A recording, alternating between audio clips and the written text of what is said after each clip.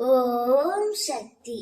என் அன்பு தங்கமே, நீ வாழ வேண்டும் என்று ஒருவர் நினைக்கின்றார். நீ வாழவே கூடாது என்று ஒருவர் நினைக்கின்றார். அது யார் என்று சொல்கின்றேன், இதை முழுமையாக கேள் தங்கமே.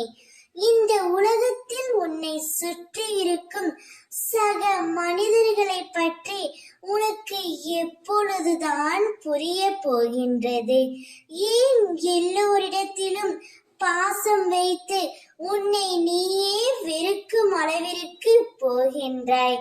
மற்றவர்களின் மீது முழுமையாக பாசம் வைத்து விடுகின்றாய்.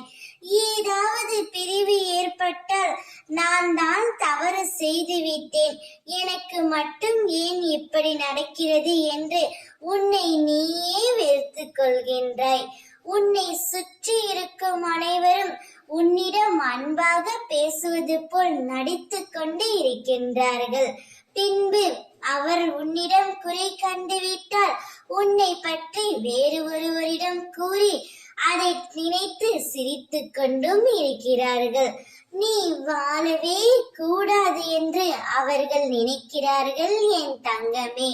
நீ வாழ வேண்டும் என்று நினைப்பது உன்னுடைய பெற்றோரும் உன்னுடைய அம்மா நான் மட்டும்தான். நீ சீரும் சிறப்புமாக நன்றாக வாழ வேண்டும் என்று உன் அம்மா நான் மட்டும்தான் தங்கம் நினைக்கின்றேன். ஏன் அது உனக்கு புரியவில்லை? மனிதர்களிடத்தில் அன்பை எதிர்பார்க்காதே தங்கமே. அத்தனை அன்பையும் உனக்கு நானும் உன் பெற்றோரும் கொடுப்போம்.